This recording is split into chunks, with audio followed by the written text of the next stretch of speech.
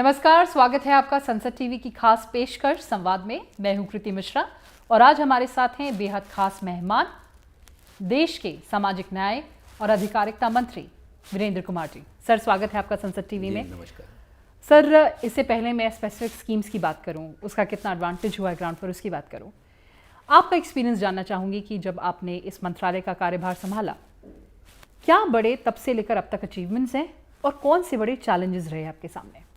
देश के प्रधानमंत्री आदरणीय नरेंद्र मोदी जी के कुशल मार्गदर्शन में 2014 के बाद से सामाजिक न्याय अधिकारिता मंत्रालय ने जो समाज का सबसे अंतिम छोर पर व्यक्ति है, जिसको सबसे पहले सहायता की आवश्यकता है, ऐसे ज़रूरतमंद लोगों के लिए काम करने के लिए विभाग के सामने जो चुनौतियां थीं, विभाग बरसों से काम कर रहा है। लेकिन हमारे जो समाज के ऐसे अंतिम छोर के जो व्यक्ति हैं, चाहे वो हमारे दिव्यांगजन हों, चाहे वो हमारे उभयलिंगी समुदाय के व्यक्ति हों, फिर चाहे वो हमारे अनुसूचित जाति समाज के व्यक्ति हों, इन सब के लिए पहले से जो योजनाएं चल रही थीं, उभयलिंगी समुदाय के लिए पहली बार प्रयास हुआ और 2019 में इनके लिए अधिनियम बनाया गया। वो अधिनियम जब पारित किया गया तो पूरे देश भर में उभयलिंगी समुदाय ने इसका बहुत उत्साह के साथ में स्वागत किया कि आदरणीय नरेंद्र मोदी जी ने, वो जब बात करते हैं सबका साथ, सबका विकास, सबका विश्वास और इसमें सभी का सामूहिक प्रयास, तो ऐसे अंतिम छोर के उन व्यक्तियों के बारे में भी चिंता की और अधिनियम में उनके लिए जो तरह तरह के प्रावधान किए गए, जिससे उनके अंदर एक आत्मनिर्भरता का भाव, सम्मान का भाव और उसके लिए उनको कौशल विकास के साथ में जोड़ना, शैक्षणिक गतिविधियों के साथ में जोड़ना। फिर हमारे जो दिव्यांगजन हैं, दिव्यांगजनों के लिए दिव्यांगजन अधिकार अधिनियम 2016 बनाया गया। अब दिव्यांगजन अधिकार अधिनियम 2016 बनने के बाद इसमें जो प्रावधान किए गए, पहले दिव्यांगता की 7 श्रेणियां थीं, उन 7 श्रेणियों को बढ़ाकर 21 किया गया। तो पहले कम संख्या थी, अब काफ़ी बड़ी संख्या बढ़ा दी गई। इसके साथ ही साथ सरकारी नौकरियों में आरक्षण, उसको बढ़ाकर 4 किया गया। फिर बेंचमार्क दिव्यांग व्यक्तियों के लिए पदोन्नति में भी आरक्षण, उसको भी 4% किया गया। इसी तरह से जो सरकारी सहायता प्राप्त स्कूल हैं, शैक्षणिक संस्थाएं हैं, उनमें भी छात्रों का एडमिशन 3% से बढ़ाकर 5% किया गया। साथ ही साथ सुगम्य भारत अभियान और इस तरह की गतिविधियों के माध्यम से दिव्यांगजनों के जीवन में किस तरह से सुगम्यता लाई जा सकती है, उनके अंदर आत्मविश्वास का भाव कैसे लाया जा सकता है। वहीं हमारे जो अनुसूचित जाति समाज है, तो अनुसूचित जाति समाज के लिए, उनके लिए बहुत सारी योजनाएं बनाई गई। उन योजनाओं के साथ ही साथ जो अनुसूचित जाति अत्याचार निवारण अधिनियम है, तो 2016 में उसमें संशोधन किए गए। जिन संशोधनों के माध्यम से इनमें जो प्रावधान किए गए कि पहले वर्षों प्रकरण चलते रहते थे, तो इनके लिए विशेष अदालतों का प्रावधान किया गया, विशेष लोक अभियोजक बनाए गए। फिर उनको जो सहायता जो राशि दी जाती थी ऐसे प्रकरणों में, वो 85,000 रुपये तक की थी, उसको 85,000 रुपये से लेकर 8.5 लाख रुपये तक के बीच में उसको प्रकरणों की गंभीरता के अनुसार उसकी राशि का निर्धारण करने का निर्णय लिया गया। और यह पैसा भी उनको जो ना 7 दिन की अवधि के अंदर देने की भी उसमें शुरुआत की गई। यानी चाहे दिव्यांगजन हों, चाहे हमारे उभयलिंगी समुदाय के हमारे लोग हों, चाहे हमारे अनुसूचित जाति के लोग हों, सभी के लिए, इसी तरह ओबीसी समाज के लिए भी और ओबीसी समाज के लिए भी कॉन्स्टिट्यूशनल अमेंडमेंट बिल लाया गया, जिसमें राज्य सरकारों को ये स्वतंत्रता दी गई कि वो राज्यों में शिक्षा के क्षेत्र में और अपनी नौकरियों के क्षेत्र में उनको किन जातियों को शामिल करना है, ये अधिकार राज्यों को ऊपर छोड़ा गया। बिल्कुल सर, आपने ये उपलब्धियां गिनाई, लेकिन एक बड़ा चैलेंज जो सामने है, और ख़ासकर अगर मैं बोलूँ स्पेशली एबल्ड लोगों के लिए, रिजर्वेशन की आपने बात कही, क्या हमारे work spaces special abled friendly हैं? ये एक और बड़ी समस्या है। मैंने जैसे आपको बताया कि दिव्यांगजनों के प्रति सबसे पहले जो देखने का दृष्टिकोण समाज में बदलाव आया है, आदरणीय प्रधानमंत्री जी ने पहली बार देश के किसी पंतप्रधान ने और हमारे दिव्यांगों के लिए दिव्यांगता शब्द से संबोधित किया। इस शब्द ने अकेले नहीं और पूरे समाज में उनके प्रति देखने का दृष्टिकोण में एक बहुत बड़ा बदलाव आया। दिव्यांगजन अपने आप को जितना गौरवान्वित करते हैं, उनको केवल आरक्षण ये 4% आरक्षण देकर मात्र सीमित नहीं कर दिया। जहाँ उनके शिक्षा के क्षेत्र में आरक्षण दिया गया, वहीं शिक्षा क्षेत्रों को भी सुगम्य बनाने की शुरुआत हुई। आज हम स्कूलों में जाकर देखते हैं तो स्कूलों में रैंप लगाए जा रहे हैं। सरकारी स्कूलों के साथ साथ रैंप और ग्रिल ये निजी क्षेत्र के स्कूलों में भी लगाए जा रहे हैं। बसों को भी सुगम्य बनाया जा रहा है, उसमें पीछे के गेट से उसको लो फ्लोर करके और व्हील चेयर वो सीधी चली जाती है, फिर उनको चढ़ने उतरने के लिए भी सुगम्य बनाया जा रहा है।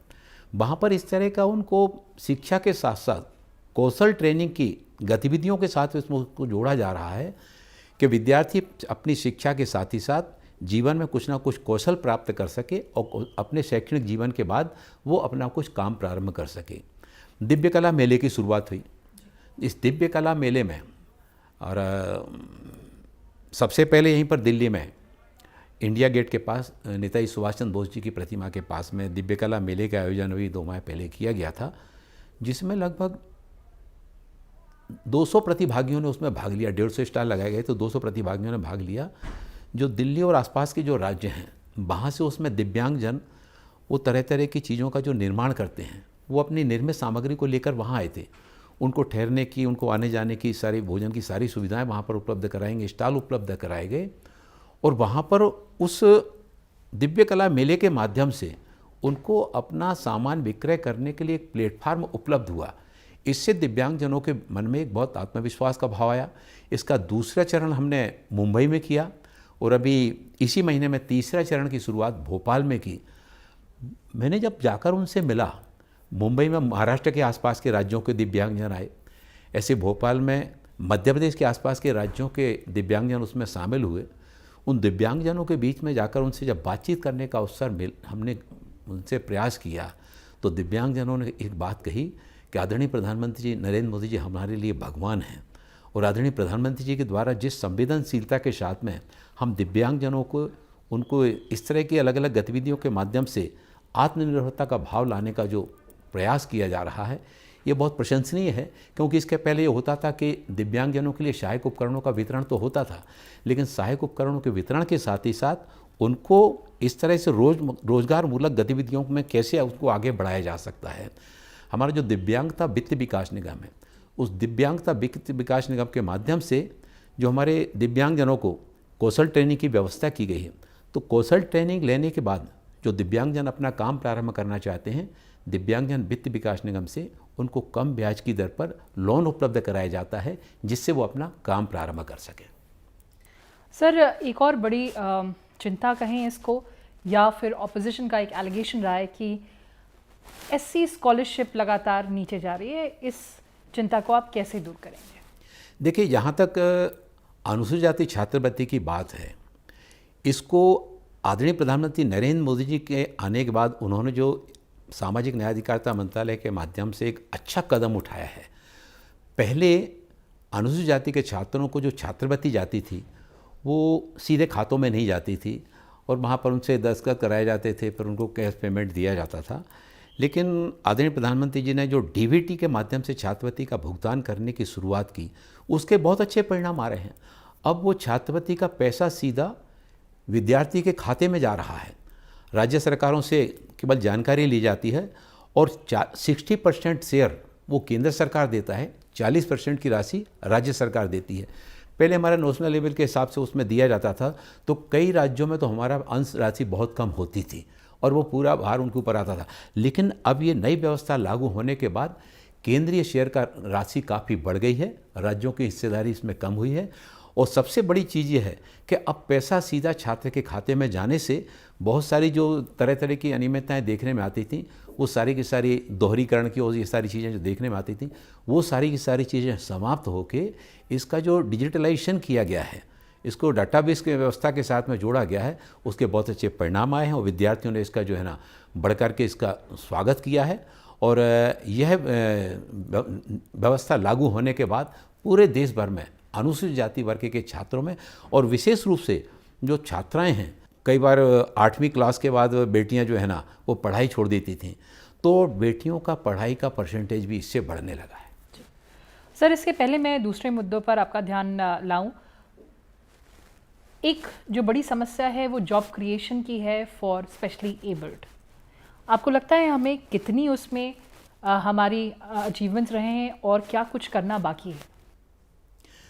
रोजगार के क्षेत्र में सरकार ने अभी एक विशेष अभियान आदरणीय प्रधानमंत्री नरेंद्र मोदी जी के द्वारा चलाया गया, जिसमें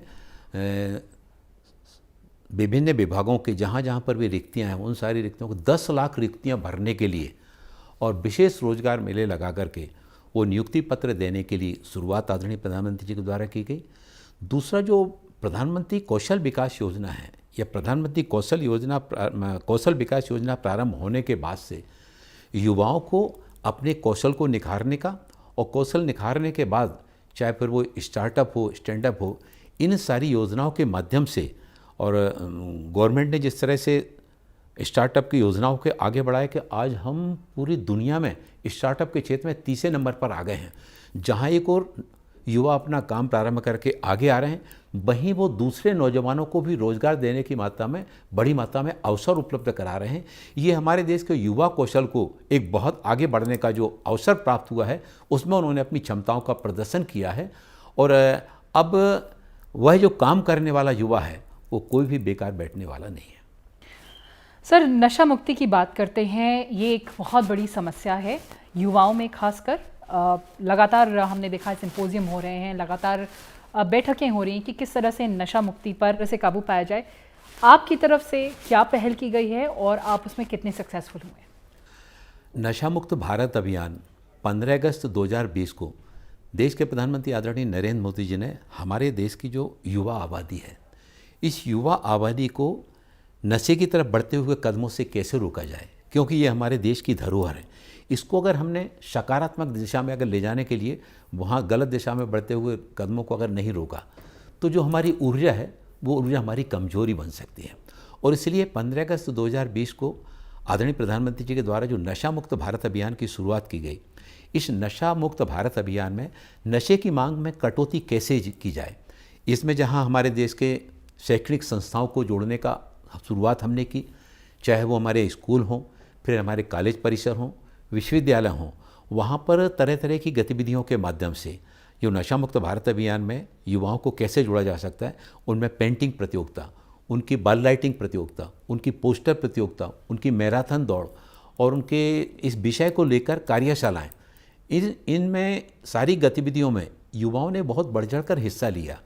और हमने पिछले वर्ष अगस्त में 2022 में एक दिन हमने नशा मुक्त की शपथ लेने का कार्यक्रम बनाया, और उस दिन लगभग 99,000 शैक्षणिक संस्थाएं, उसमें स्कूल, कॉलेज और विश्वविद्यालय की, जिसमें लगभग 1,86,00,000 विद्यार्थियों ने एक साथ नशा मुक्त भारत अभियान की न केवल शपथ ली, बल्कि इस शपथ के कार्यक्रम में मैंने देखा कि जिस तरह से विद्यार्थी ऊर्जा के साथ में आगे आए, और केवल आगे नहीं आए, उन्होंने तो, हमने तो आह्वान किया, तो उन्होंने इस तरह की पोस्टर प्रतियोगिताएं, फिर उनके शहर की दीवारों पर जो है ना, और इसको लेकर उनके मन में जो आते हैं उनको लेकर जिस तरह से उन्होंने पेंटिंग्स बनाई, वो बहुत अभूतपूर्व थी। अभी नवरात्रि का पर्व चल रहा है, और इस नवरात्रि के पावन पर्व पर भी हमने पहले दिन से, जिस दिन नवरात्रि प्रारंभ हुई, हमने पूरे देश भर में नशा मुक्त भारत अभियान को लेकर हर दिन एक नई तरह की गतिविधि को लेकर पूरे देश में अभियान चलाया। अब जब वो सोशल मीडिया के माध्यम से और मीडिया के माध्यम से जब सामने आता है, तो लगता है कि नशा मुक्त भारत अभियान केवल सरकार का अकेला नहीं है। और वैसे भी ये देखा जाए तो हम भारत को नशा मुक्त बनाना चाहते हैं, यह केवल केंद्र सरकार या राज्य सरकार के प्रयासों से अकेला नहीं हो सकता। इसमें समाज की सहभागिता बहुत आवश्यक है, समाज की सहभागिता, और इसमें साथ ही साथ हमारे जो विभिन्न धर्मों के हमारे धर्मगुरु हैं, हमारे धर्माचार्य हैं, उन धर्माचार्यों के लाखों करोड़ों अनुयायी होते हैं। और जब हमारे धर्मगुरुओं के द्वारा जब किसी बुराई को लेकर समाज से आह्वान किया जाता है, तो उनके जो लाखों करोड़ों जो अनुयायी होते हैं, वो अपने धर्मगुरु द्वारा कही गई बात का अनुसरण करने के लिए आगे आते हैं, और एक वातावरण निर्मित होता है। पिछले दिनों हमने प्रजापिता ब्रह्म कुमारी संस्थान के साथ में हमने एमओयू किया, संत निरंकारी मिशन के साथ में भी हमने एमओयू किया, और इसको आगे और हम अपने धर्मगुरुओं के जो संगठन हैं उनके साथ में कर करके पूरे देश में एक वातावरण हम निर्मित करना चाहते हैं। और इस अभियान में 9 करोड़ से भी ज़्यादा लोग जुड़ चुके हैं। 3 करोड़ युवा, 2 करोड़ महिलाएं, 3 लाख शैक्षणिक संस्थाएं, इनका इसमें जुड़ाव हो चुका है और हम बड़ी तेज़ी से सामाजिक संस्थाओं को, धार्मिक संस्थाओं को, शैक्षणिक संस्थाओं को और अपने सभी एनजीओ का भी इसमें साथ लेते हुए केंद्र सरकार और राज्य सरकार के समन्वित प्रयास से भारत को नशा मुक्त बनाना है, आदरणीय नरेंद्र मोदी जी के सपने को साकार करने के लिए विभाग इसमें काफ़ी दक्षता के साथ में लगा हुआ है। सर, एक और बड़ा वर्ग है सीनियर सिटीजन्स का। सरकार एक बिल भी ला रही थी, पार्लियामेंट्री स्टैंडिंग कमेटी ने काफ़ी रिकमेंडेशंस भी दिए थे, उस पर फिलहाल अभी क्या हो रहा है? पार्लियामेंट स्टैंडिंग कमेटी ने जो सिफारिशें दी थी, उन सारी सिफारिशों पर हम गहराई के साथ में उनका अध्ययन कर रहे हैं और 2007 का जो अधिनियम है, भरण पोषण अधिनियम, उस भरण पोषण अधिनियम के अंतर्गत हमारे सीनियर सिटीजन्स के लिए जहां वृद्धाश्रमों की व्यवस्था की गई है, जिसमें उनके आश्रय की, पोषण की, भोजन की, उनकी चिकित्सा की, मनोरंजन की, ये सारी व्यवस्थाएं की जाती हैं। इन सब के साथ ही साथ आवश्यक है कि हमारे समाज में हमारे सीनियर सिटीजन, वरिष्ठ जनों के प्रति देखने का दृष्टिकोण, इस प्रतिस्पर्धा के युग में जिस तरह से भौतिक सुख सुविधाओं की तरफ हमारा समाज जा रहा है और विशेष रूप से युवा जा रहे हैं, तो गांव का युवा शहर की तरफ भाग रहा है, शहर का युवा महानगरों की तरफ और महानगर का युवा विदेशों की तरफ। तो उनके इस अकेलेपन को दूर करने के लिए उनकी कानूनी, उनकी पेंशन संबंधी जो असुविधाएं हैं, उनको एक एल्डर हेल्पलाइन हम लोगों ने बनाई है 14567।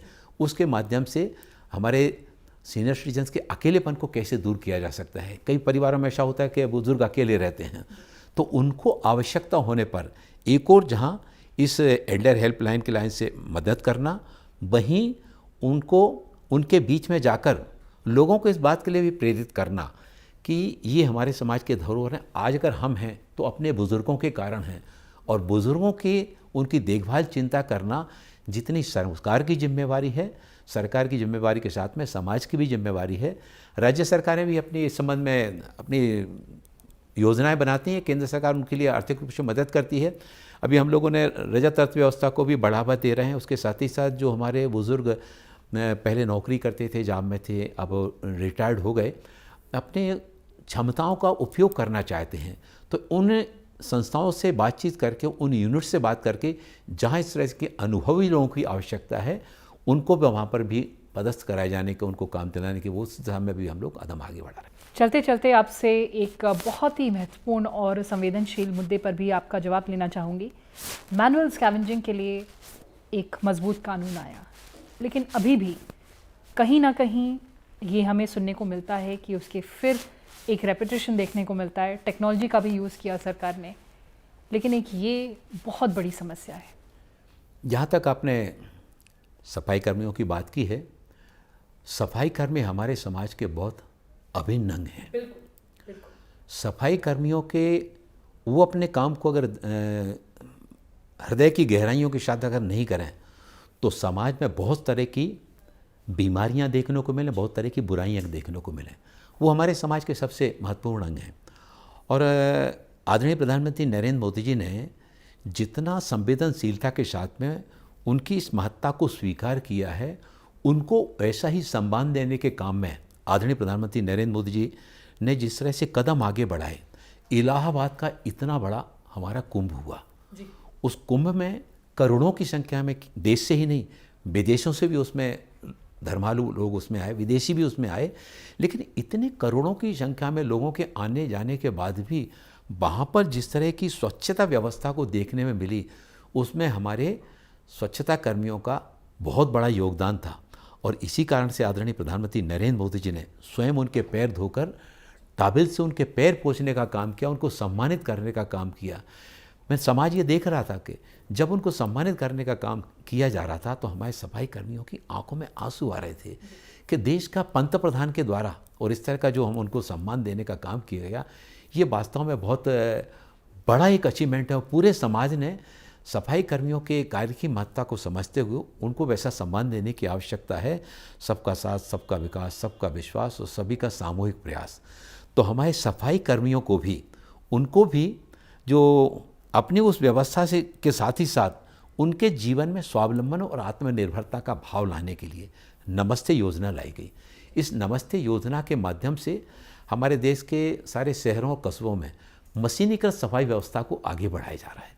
इस मशीनीकृत सफाई व्यवस्था में और 15 लाख रुपए तक का पूंजीगत जो उनको लोन दिए जाने के लिए, और उसमें 15 लाख में 5 लाख रुपए की सब्सिडी दे जाने की व्यवस्था की जा रही है। और ये देने के बाद भी फिर जो संबंधित स्थानीय प्रशासन, नगर पालिका हो या नगर निगम हो, उसमें वहाँ के इंजीनियर, वहाँ के ठेकेदार और ठेकेदार के साथ ही साथ सफाई कर्मी, इन सबको ट्रेनिंग देने की व्यवस्था, पीपीई किट पहन करके पूर्ण सुरक्षा यंत्रों के साथ में वो सफाई करने के लिए जाएं, ताकि उनके जानमाल की भी सुरक्षा हो और सफाई व्यवस्था को तकनीक के साथ में भी जोड़ा जा सके। हमारा यह प्रयास है कि हम बिल्कुल मृत्यु को शून्य करना चाहते हैं। जो आपने कहा कि कभी कहीं कहीं इस तरह के वो आते हैं, एक स्वच्छता मोबाइल ऐप हमने उसको डाला है। स्वच्छता मोबाइल ऐप डालने का सोच यही था कि कहीं देश में इसी तरह की जब कहीं अगर काम में लगे हुए अगर लोग नज़र आते हैं तो स्वच्छता मोबाइल ऐप पर लोग डालें। पिछले दिनों इस सब में कुछ आए मोबाइल ऐप पर आए, उनका परीक्षण कराया गया, तो परीक्षण कराने पर हमको कहीं भी इस तरह के नहीं मिले। लेकिन हम ये समाज के सामने एक ऑप्शन है कि कहीं पर इस तरह के अगर कोई नज़र आता है तो उनको बताएं। सारे राज्यों में जो सर्वे कराया गया उसमें लगभग 58,000 इस तरह के स्वच्छता कर्मी निकल कर आए, जिनको कि एक मुश्त 40,000 रुपये की राशि उनको दे करके, और वो उनके परिवार का, वो स्वयं या उनके परिवार को कोई सदस्य कौशल विकास ट्रेनिंग की व्यवस्था के साथ में जुड़ना चाहता है तो 2 साल तक जब तक वो प्रशिक्षण लेता है 3,000 रुपये देने का उसको वो भी महीना देने का प्रावधान भी किया गया है, जिससे वो अन्य गतिविधियों के साथ में जुड़ करके और सबका साथ सबका विकास की भावना को आगे बढ़ाते हुए वो उनके परिवार भी आत्मनिर्भर बने और आदरणीय प्रधानमंत्री जी के सोच को आत्मनिर्भर भारत बनाने में उनका भी योगदान जुड़े। बिल्कुल सर, आपने ये महत्वपूर्ण जानकारी हमसे साझा की और आपके मंत्रालय का रोड मैप आगे क्या होगा इसके बारे में भी हमसे बातें की। बहुत बहुत धन्यवाद संसद टीवी से बात करने के लिए। बहुत बहुत धन्यवाद। तो इस एपिसोड में बस इतना ही। आप देखते रहें संसद टीवी। नमस्कार।